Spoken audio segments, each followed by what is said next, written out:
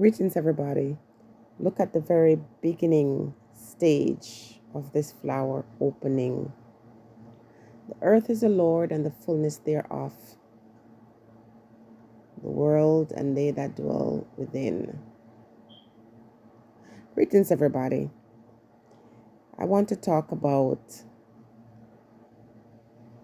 the earth and the world. They're two separate things. The earth belongs to the Almighty and all the energies that work together to create harmony, to create the universe, and all that is natural. The world is created by human beings. Hence, you see the kind of dichotomy that exists between the earth and the world. But we walk around most of the time with shades on or blinders on, and we're looking at the world through this kaleidoscope, of colors that tend to mask the truth. I'm going to say here that there are some characters or characteristic in the earth that is separate and apart from what we see in the world. In the world, for example, there are some characters or some characteristics that govern the world.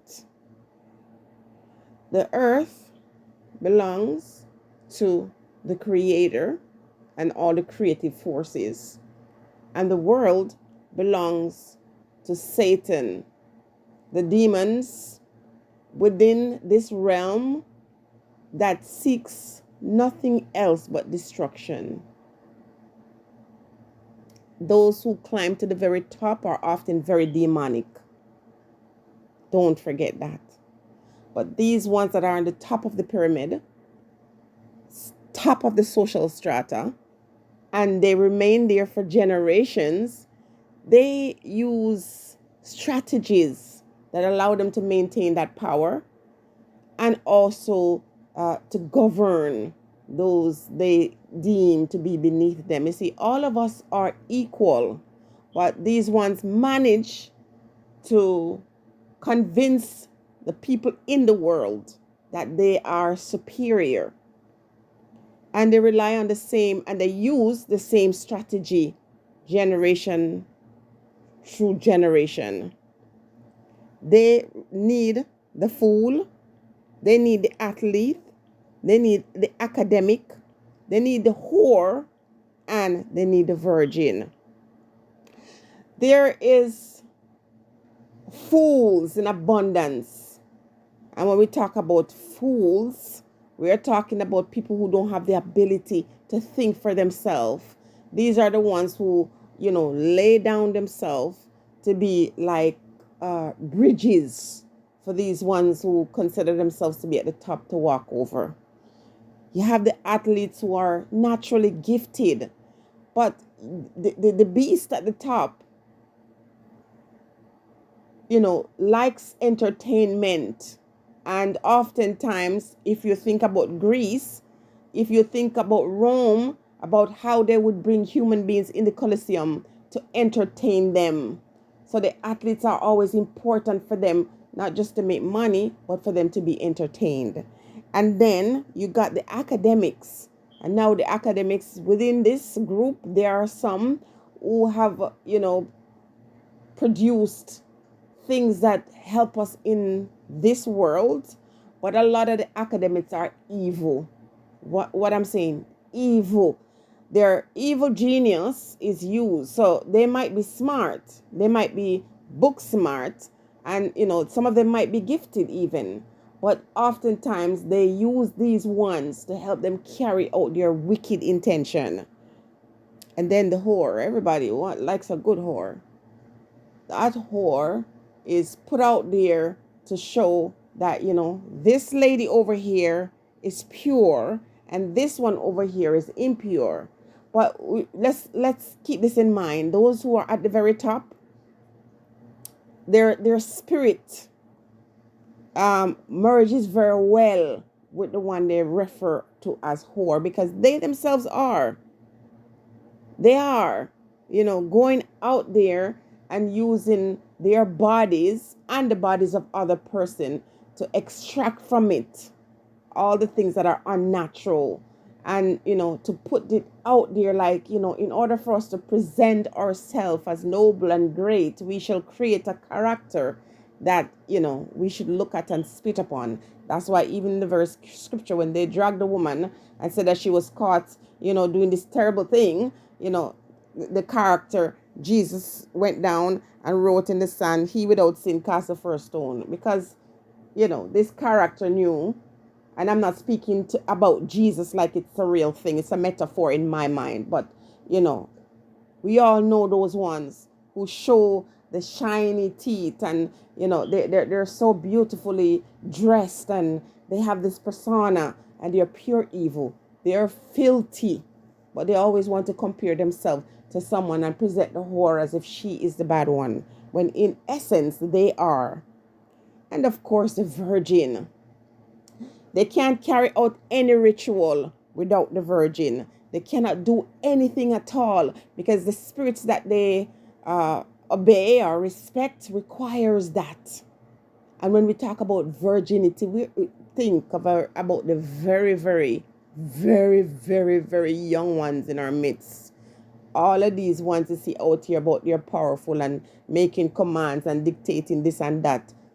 If you were to see them through a microscope, oh my goodness. Oh, if you were to see them when the lights turn on, oh my goodness, they're revealed in the spirit all the time. And it's very unflattering, if you ask me. So you got the fool, the athlete, the academic, the whore, and the virgin. These characteristics, or these characters, are what they need to sacrifice in order to maintain that power. Without these characters, they cannot continue. And so I'm going to also say, although I have the academic here, there are a lot of people who are supposedly educated who are also fools. So when you see these ones out here, flaunting their education and using it like a big whip over people's back and constantly reminding you about them and their degrees. Listen, a person who is truly versed in any area or any specialty doesn't have to tell you about it. Their work speak for itself. So anytime you see these gal out here, these boy out here constantly reminding you about their education and throwing it out like some hot water on people's skin, these ones are fools, because guess what? A lot of persons are very good at rote learning. They can buckle down in a book and they can read and swat, as we used to call it back in the day, and they can remember. They have good memory. Doesn't mean that you're educated and that you're intelligent. Intelligence is someone who has ability to critically think for themselves, to take material that belongs to someone else and critically analyze that and inject themselves in it. So in order for you to be an A+ student and a D or E student, the one who has the ability not to just take multiple choice questions and remember because you have a good memory, but to take someone else's work and analyze it in such a way that by the time you're done asking questions, you don't evaluate something that is already presented to you, you're now coming away with a new theory. That's intelligence. And a person who is intelligent will not look at someone who's not had the same experiences as them or exposed to the same opportunities as themselves and use that as some kind of whip across their back.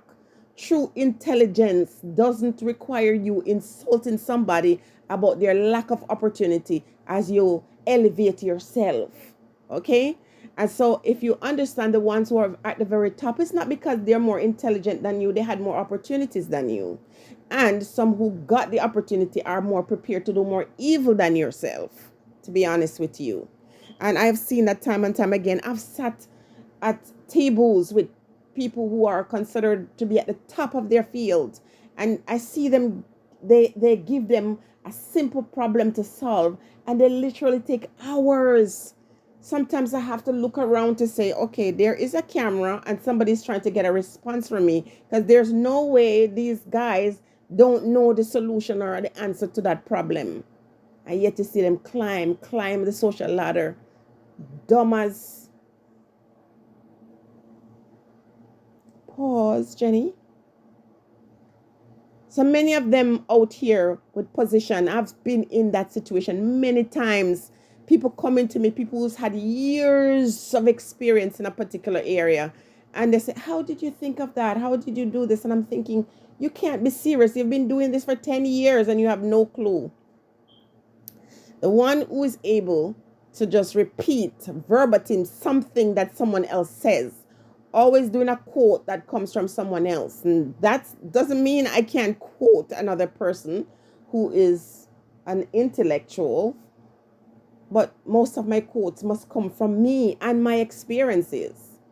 And so I'm going to say that those who govern the world, need the fool.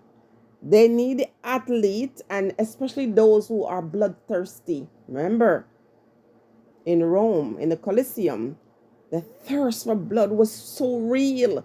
And it's the same spirit that you see here, but that spirit has to be fed. And so over the years, you see atrocity after atrocity, and then you see nice policies written to say that won't happen again. And oftentimes, it won't happen the same way. That's true, because they'll always find a new way. And as fools, we are the ones who give them the power to come back and change the rules and present it in a different way. So, ask yourself, are you the fool? Are you the athlete? Are you an academic? Are you the whore? Are you the virgin? And only you alone can answer that. I don't need to hear your answers. I just want you to understand that the world needs these characters to continue to do its worst. Stay blessed.